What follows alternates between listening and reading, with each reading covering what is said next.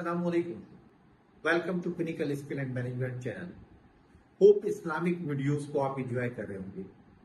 आज हम जिस टॉपिक को लेकर चलेंगे वो है प्लानिंग। इस्लाम में प्लानिंग और स्ट्रेटेजिक प्लानिंग के बारे में कलाम पाक क्या गाइडलाइन प्रोवाइड करता है। गाइस, अमूमन ये समझा जाता है कि प्लानिंग जो है किसी भी बिजनेस का एक इंपॉर्टेंट टूल है। सो गाइस, हम स्टार्ट करते हैं। प्लानिंग है क्या? आज की मॉडर्न डेफिनेशन के मुताबिक प्लानिंग क्या है? Planning in a simple way अगर आप उसको ले लें तो ये सिर्फ डिसाइडिंग इन एडवांस है कि आपने क्या करना है, किस तरीके से करना है और आपके गोल्स क्या है और आपको उसने किस तरीके से अचीव करना है। गाइस, आज हम आपसे शेयर करेंगे सूरह Yusuf chapter number 12 and verse number 47 to 49। इसमें आप देखेंगे कि हजरत यूसुफ अलैहिस्सलाम ने किस तरीके से एक इकोनॉमिक क्राइसिस को मैनेज किया। जब हजरत यूसुफ अलैहिस्सलाम को यह बताया गया कि बादशाह ने एक ख्वाब देखा है और उस ख्वाब की ताबीर आप बताइए। उस ख्वाब की ताबीर जब हजरत यूसुफ अलैहिस्सलाम ने बादशाह को बताई कि आपके यहाँ 7 साल खुशहाली होगी और बड़ी वाफिर मिकदार में गंदम और तमाम चीजों की पैदावार होगी, लेकिन उसके आने वाले 7 साल में बहुत ज्यादा कहत होगा। आपके यहाँ जमीनें बंजर हो जाएंगी और उसके ऊपर किसी किस्म की खेती बाड़ी जो है नहीं हो सकेगी। वो आपका बहुत क्राइसिस का टाइम होगा और उसके बाद फिर आने वाले टाइम के अंदर दोबारा बारिशें शुरू होंगी और एक खुशहाली का टाइम है। ये एक बड़ा लम्हा फिक्रिया था।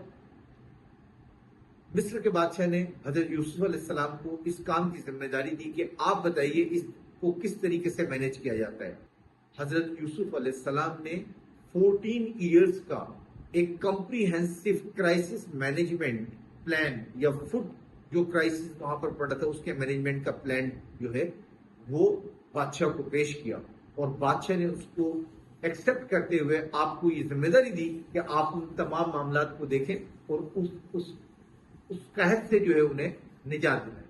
तो हजरत यूसुफ अलैहिस्सलाम के इस प्लान की जो 3 या 2 आउटलाइन में आपको बता रहा हूं, ये नहीं है बल्कि ये माइक्रो लेवल के ऊपर जो है इस प्लान की बाकायदा जो है इम्प्लीमेंटेशन और इसकी स्ट्रेटजीज को प्लान किया गया।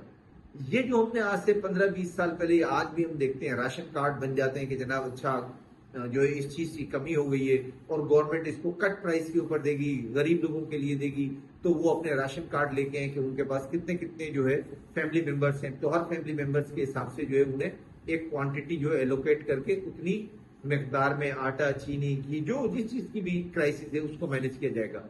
ये प्लान हजरत यूसुफ अलैहिस्सलाम के दौर में इंप्लीमेंट हो चुका है। ये आपकी प्लानिंग की। आपने एक एक इंडिविजुअल को प्लान किया था कि उसमें कितनी गंदम दी जाएगी और कितनी गंदम जो है वो अपने पास स्टोर की जाएगी और कितनी गंदम को किस वक्त रिलीज किया जाएगा। So that was a comprehensive plan. तो ये पहला एक लॉन्ग टर्म स्ट्रेटेजिक प्लान था जो हजरत यूसुफ अलैहिस्सलाम ने दिया और सक्सेसफुली जो है उन्होंने तमाम लोगों को उस क्राइसिस से निकाला। आज के दौर के अंदर अगर आप प्लानिंग को देखते हैं तो उसमें आप 3 फैक्टर्स को प्रायोरिटी देते हैं और ये 3 फैक्टर वही फैक्टर हैं जिसके ऊपर हजरत यूसुफ अलैहिस्सलाम ने अपने प्लान को डेवलप किया था, जिसके अंदर रिस्क असेसमेंट। आपने ये देखा कि जब 7 साल कहत पड़ेगा तो उसके लिए कितने रिसोर्सेज, कितना फूड आपको उस वक्त दरकार होगा, रिसोर्सेज एलोकेशन। जब आप ये जो आपके पास फूड उस वक्त स्टोर होगा उसमें से कितनी मिकदार में एक फैमिली के हिसाब से उसको ग्रेजुअली रिलीज किया जाए ताकि तमाम लोगों तक वो फूड पहुंच जाए और कोई भी उसको स्टोर ना करे बल्कि उसका प्रॉपर यूटिलाइजेशन हो जाए और तमाम लोग जो है उस कहत से बच सकें। इस तरीके से आपने उस पूरे क्राइसिस को, जो कि एक बहुत बड़ा क्राइसिस था, उस क्राइसिस को मैनेज किया। आज भी लेटेस्ट आपकी मैनेजमेंट इन्हीं 3 साइंटिफिक उसूलों के ऊपर खड़ी है और इन्हीं 3 साइंटिफिक उसूलों के ऊपर जो है अपने प्लान को तरतीब दिया जाता है। दूसरा रेफरेंस में अल्लाह ताला ने हजरत मूसा अलैहिस्सलाम को एक टास्क डेलीगेट किया। तो वो टास्क क्या था? आपने कहा कि फिरौन अब बहुत ज्यादा सर्किश हो गया है, तो तुम जाओ और फिरौन को दावत दो इस्लाम में आने की।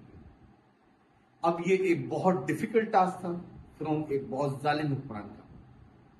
हम देखते हैं कि हजरत मूसा अलैहिस्सलाम ने इस टास्क کو کس طرح مینج کیا اور ریسورسز کو کس طریقے سے جمع کیا، تھریٹس کو کس طریقے سے ایڈوائز کیا۔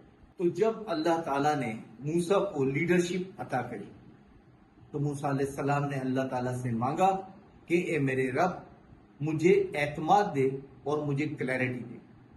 پہلی چیز جو آپ نے اللہ تعالیٰ سے مانگی لیڈرشپ کے لیے بہت ضروری ہے۔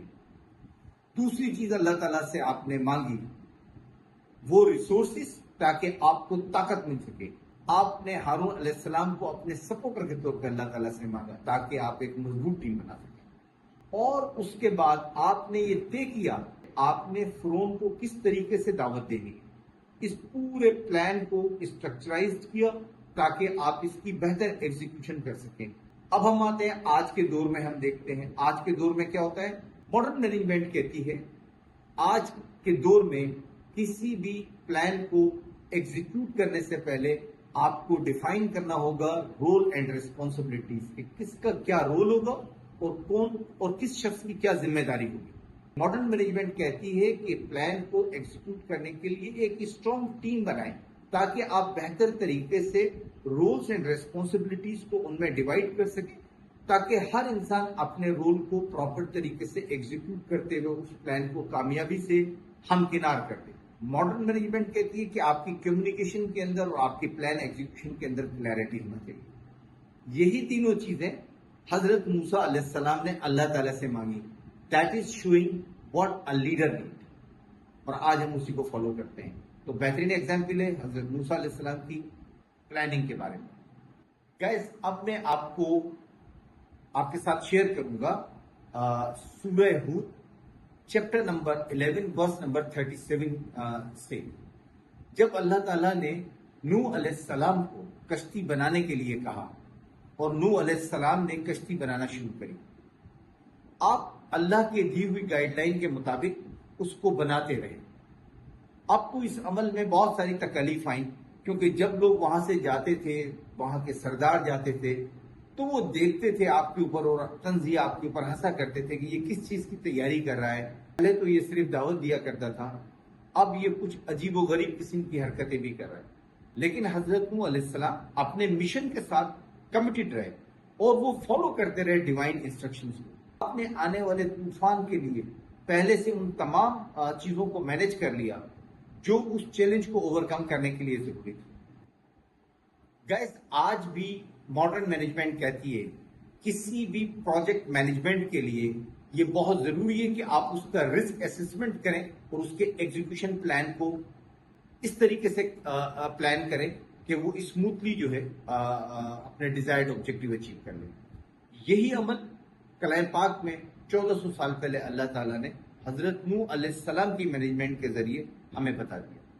گائز آپ نے دیکھا ہوگا اس پوری رمضان سیریز کے اندر جو ویڈیوز آپ کے پاس آ رہی ہیں، اس میں اللہ تبارک و تعالیٰ کس طریقے سے اپنے پروفٹس کے ذریعے بہت سارے مشن کی تکمیل دنیا میں کراتا ہے اور انسان کو کہتا ہے کہ تم غور و تدبر کرو اور اس میں سے وہ چیز ایکسٹریکٹ کرو اور یہی تمہاری کامیابی کا راستہ ہے۔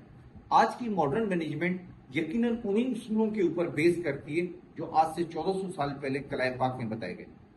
اگر آپ کو آج کی ہماری یہ ویڈیو پسند آئی ہے تو ہمارے چینل کو سبسکرائب کریں، ہماری ویڈیو کو لائک کریں اور بیل آئیکن کے بٹن کو ضرور پریس کر دیں تاکہ تمام آپ اسلامک ویڈیوز آپ کے پاس ٹائم پر پہنچ سکیں۔